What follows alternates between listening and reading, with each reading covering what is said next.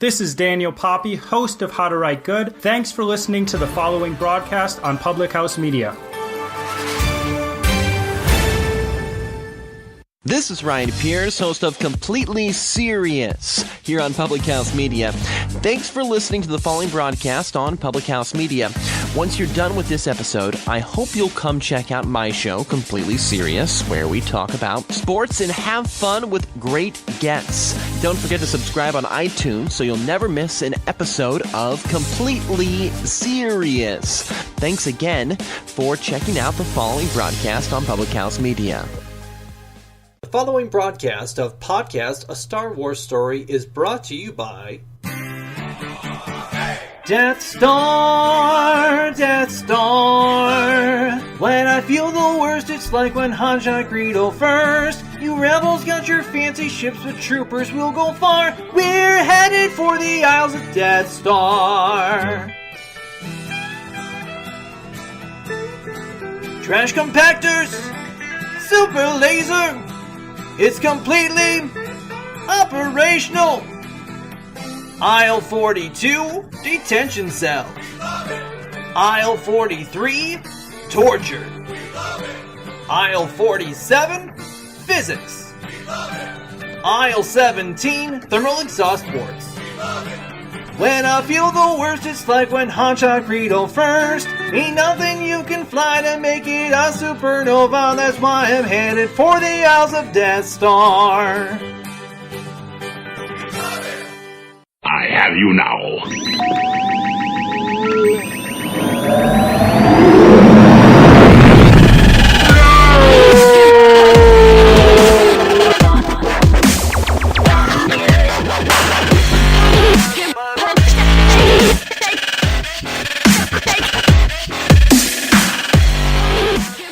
Welcome to another episode of Podcast A Star Wars Story. We are your hosts, Ezekiel Drews and Danny Domer. And joining us for this exciting, thrilling additional episode is none other than Jedi Apprentice / Jedi Initiate / Jedi Master / I don't know what I'm talking about anymore, Jedi Mastermind Brett Klieforth. I didn't know I had that many certifications. Well, Brett, thanks for joining us today on Podcast A Star Wars Story, the story where we talk about everything and anything Star Wars, as long as it relates to Star Wars, even if it's not actually Star Wars, but somehow can be randomly tied together as a Star Wars topic. Of course. So what we'd like you to do for us, Brett, we know that you're coming on with the fun fact of the whatever we're going to call it this time, as well as if you can just go ahead and share a little bit about your experience, how you got into Star Wars, and then where you lie on the spectrum of light and dark. Okay. Well, I guess let's just start with where I got started in Star Wars. I was 8 years old. I guess started a little later than some people and a little earlier than others. My 8th birthday was the release day for the Phantom Menace movie. So going there and seeing, Obi-Wan, Qui-Gon, battling it out. Can only imagine your disappointment. Right. Actually, I love Jar Jar. He was like my favorite when I was there. No. Oh my gosh. Welcome to my side. Sith Jar Jar, I mean. Jar Jar is the key to everything. Ever since then, just fanboying about everything all the way through my life, getting all the action figures, watching all the TV shows and everything, and then more recently the new movies. I think episode 7 I saw 11 times in theaters. What? Oh my gosh. Beat me. And then Impressive. I saw the newest movie one time in theater, but that bad. That was no. Contrary to a lot of people, I really liked the new movie. I just a lot of work came up at that point, and I was doing some traveling too, so I didn't get a chance to go a whole bunch of times. But I will be buying it and watching it a lot. Okay. Sure. There you go. For sure. Very cool. So, well, yeah. Brett, why don't you give us the fun fact of the fan, the fun fun fan fact. Let's call it the fun fan fact, and see how well before that title of it dies. So I hope it's fairly quickly. I guess my fun fact is going to tie more on later on when we're talking about stuff in more detail. But I was doing some research on the Lost 20, which were actual Jedi Masters from the Jedi Council who left the Jedi Council to become the original Sith. And we'll get more into that later if possible. But it's really, really cool when you think about it. The very first Sith was actually a Jedi Master on the Jedi Council. I actually don't really find that hard to believe because, dark Jedi had to come from somewhere. Yeah. So let's do this. So we're going to break down today. We've got two really big sections that we're going to cover. The first part's I'm going to let Danny take it away here. We're going to let him talk about the Jedi and how the Force and everything tie together along with that. So Danny, why don't you go ahead and take it away? Sure. So to break it all down for everybody, we all know Jedi in the movies, fantastic, awesome, swinging your lightsabers like, oh, who are these awesome people? And then you see in the original a kid and a robot kind of just battling out with swords. So you're like, okay, well, who are these Jedi? Where do they come from? What were they like? So I'm going to break it down for you. The Jedi gathered a lot of their Force potentials as children before they hit 6 months of age. And if you are a fan of the Clone Wars, they have a list of all the Force potential children in the galaxy. They grow up, they are initiates, and then when they're about between 12 and 14 years of age, they get killed by Anakin. Yeah, about, just how that works. They kind of overlooked him, I think. They all make fun of one kid, and then they all die about 10 years later. It's all about how it works. Apprentices get selected at between 12 and 14 by a knight. Now, as best as I understand it, a knight does not become a master until he's successfully trained his first Padawan. And then after he's made a master, then he can go and do things on his own. He can take on apprentices, whatever the case might be. But to go from Padawan to knight, you have to pass a series of trials. And if you watch the movies and the Clone Wars, a lot of those trials were sped up because of the war, because they needed manpower. The trials were designed to test the Padawan, so they might be left alone on a planet. They have to fend for themselves for 3 days. I think Obi-Wan had to do something like that. Mm-hmm. There's all sorts of different things that they had to accomplish. After that, now we get into expanded universe material, or as they call it, legends, where they can become a guardian or a consular or a sentinel. Guardians are weapon masters. Consulars are masters in the Force, specifically higher Force techniques, so they're not so worried about their lightsabers. And sentinels are more focused on skill sets, whether they are skilled in fighter pilots or they're they can root out evil in central government, whatever the case might be. So, and then, they can go wherever from there, taking on their skills. The Jedi are ruled, so to speak, by the High Council, and that's the one we see in the movies, but the council was not really involved in the day-to-day affairs. There's what I would call lesser councils, but they were not less in importance, we just don't see them. And several of the council might have served on some of the other councils, or High Council might have served on the other councils as well. So, but the High Council made the ultimate decisions on where the Jedi were going. Any questions from my groupies? Well, I remember in episode 1 at the end where Qui-Gon is talking about that he was going to take Anakin as an apprentice, and Obi-Wan said, I am ready for the trials, and I was like, what kind of trials? So you kind of explained a little bit about that to me. I do feel like that's a little bit more understanding.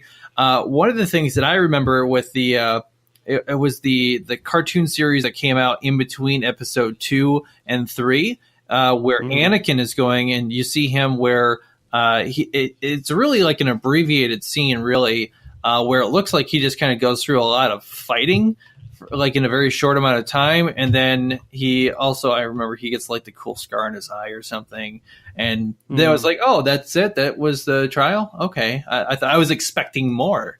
It seemed like that there was just something that maybe, like you said, that maybe due to the war or something, that because of that maybe there wasn't as much. So that explained quite a bit in terms of how why the Jedi didn't necessarily have, especially when the Clone Wars started, why those longer trials. I think there was a way to skip it too. They, like some Padawans who did something extraordinary, just skip the trials and they just count like some sort of large battle or something where they were really heroic or courageous or something, and they just promote them to a knight without actually going through it. So like when Anakin rescued Chancellor Palpatine, that would have been, quote unquote, if he hadn't already been a knight at that time, it would have been probably good enough for him to get promoted. Yeah, pretty much, actually. Yeah. Anakin did get his knighthood during the war, so I don't remember exactly what battle it was, but at some point earlier on, he proved himself enough that he earned the title of knight. But not master. And actually, the funny part is he never reached the title of master, not as a Jedi and not as a Sith. He went from from knight to Darth. He went from Jedi progeny to Sith disappointment real fast. By the way, I just realized the knight to Darth. Oh, they're like, it's like a wordplay almost. Yeah, that is pretty. Yeah. No, that's actually a really, really good point there. Well, before we continue, we do need to go to a word from our sponsors. They are our gracious hosts with providing the information and funding to help us continue broadcasting podcasts of Star Wars Story. Let's go to them, and we'll be right back. This is Anakin. Anakin is doing well. Very well indeed.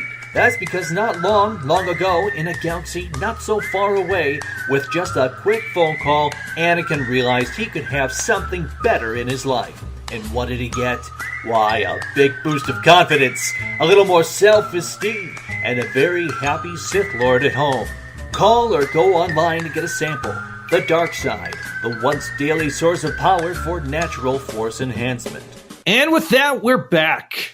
Such a gracious, most wonderful support that we have from the dark side. Yes.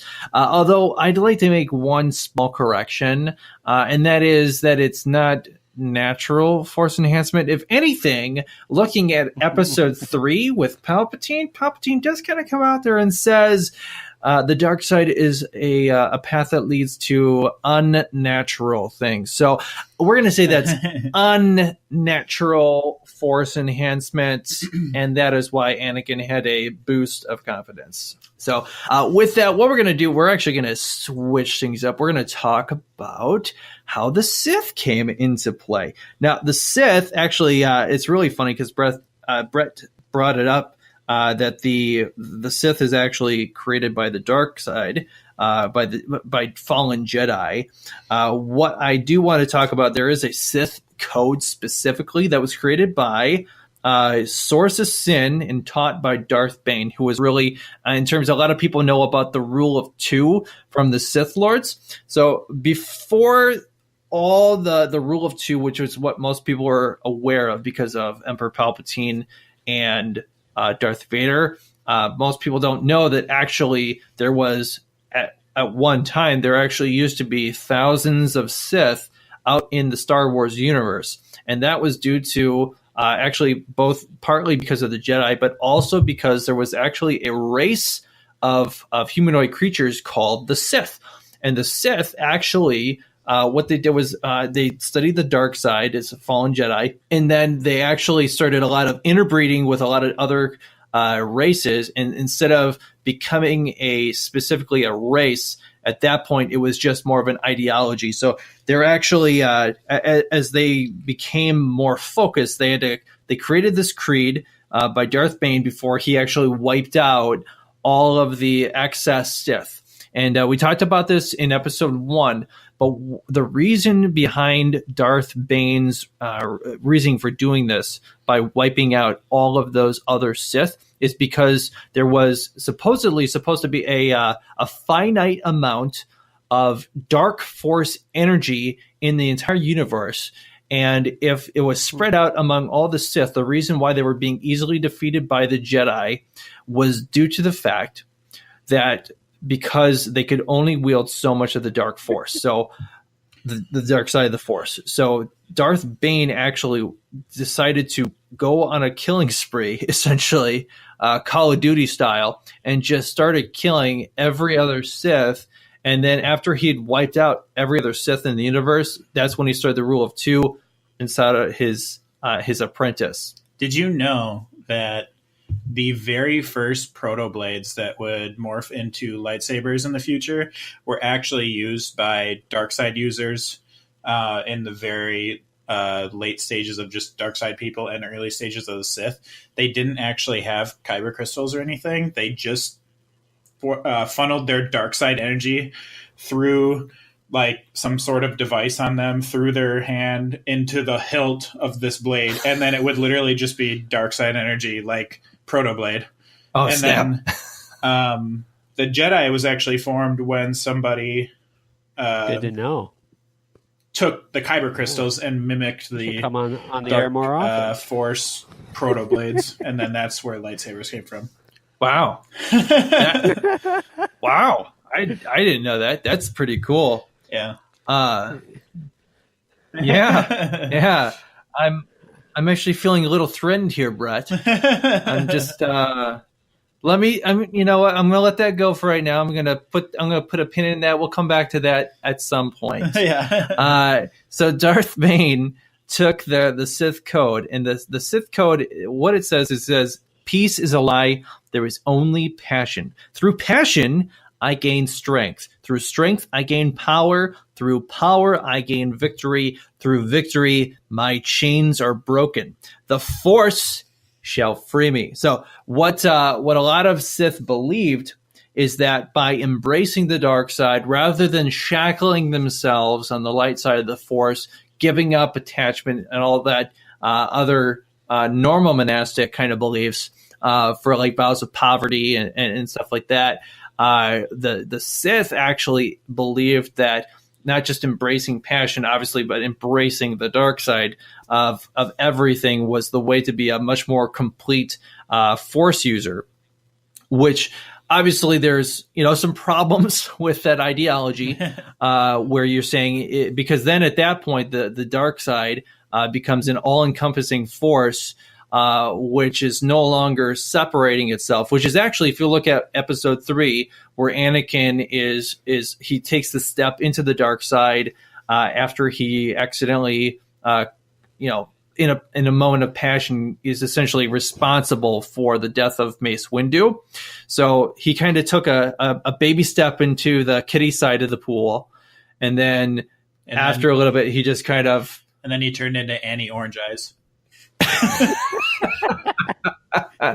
And he has children for dinner. Yeah, that always put me off when he with the scene where he realizes what he's done, and then he walks in towards the kids, and then he's just got these bright fluorescent orange eyes, demonic eyes. Where did those come from? The fire in my eyes. That's the you made fun of me. Burning hatred in my soul. Yeah. Now I shall slay you, little children. Yeah, that's. They said some really nasty things to him once, and he had to get his payback. Actually, I wanted to see if I could counter that with the Jedi code. Yeah. Of there is no emotion, there is peace. There is no ignorance, there is knowledge. There is no passion, there is serenity. There is no chaos, there is harmony. There is no death, there is the Force. So it almost is the yin to the yang to the Sith code. Yeah, if you'll forgive me, I'm gonna point out that actually is pretty similar to in Star Trek. The way that the Vulcan ideology is especially much more similar to the way the Jedis view things. So some of our viewers are hissing right now. Yeah, you just that was a cardinal sin, right? Our entire fan base just said no, never. All 34 of them. Well, on behalf of myself and everyone that's listening, I would like to say I apologize for bringing up the other star-themed universe that shall never be referenced on this show ever again. Back to you, number one. Had to be one. Get it out of the way so we'll never have to reference it again. Honestly, if you look at what's a better universe, though, like, you know, you don't have creatures in that universe being able to use the Force and move things with their, you know, telekinetic powers and stuff. This is definitely a better universe. Well, you have mind readers. Or emotional readers, you know, As cats. Yeah. Oh, jeez. Oh, man. Let's not go there, guys. Let's stay on the dark side. You stay on that side, I'll stay on mine. We're good.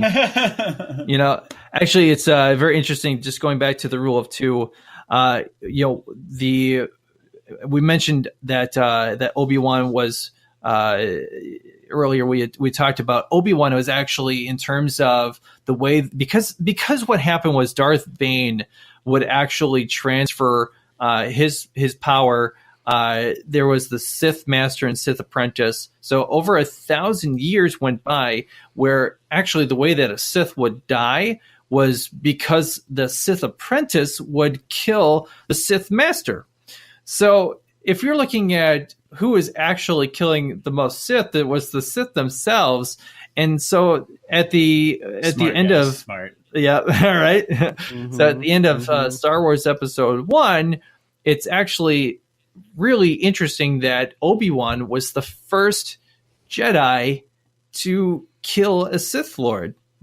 You know, that's, if you look at it, you know, that's if you look at it from that perspective, it makes perfect sense that Yoda and Mace Windu, when they're talking in the movie, they're like, Sith don't exist. Like, there's no way that the Sith exists. It's been 1,000 years since anyone's, you know, seen them. Why? Because they operate in the shadows, and there's only two of them, and because they keep killing themselves.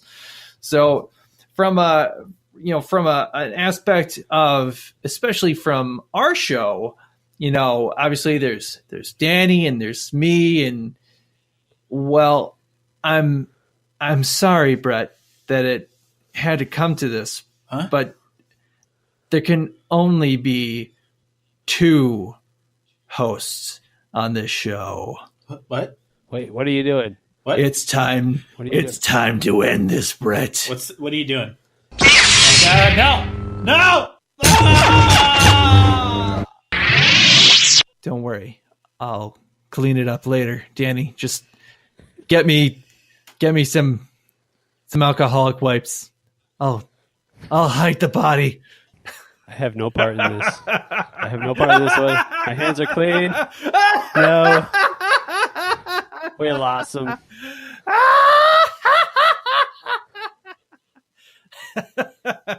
Well, on behalf of both myself and my young apprentice, Danny Domer, I'd like to thank you guys for tuning in to another episode of Podcast A Star Wars Story. You can follow us on Twitter at Podcast Story, or you can send us an email if you have some questions or if you have a fun fact of the whatever we're calling it at this point, at Star Wars Podcast 18 at gmail.com. We also have a Facebook page. It's basically just facebook.com/podcast a Star Wars story. Very original, I know. But you guys can ask us. You can message us. We'll be happy to get back to you. Hopefully next time we'll have another guest host. We'll have to replace my former apprentice here, which thanks to him for taking place on our show here. Really appreciate. He was a good man. We appreciate his noble sacrifice, and we'll see you guys next time. Danny, may the force be with you. And also with you.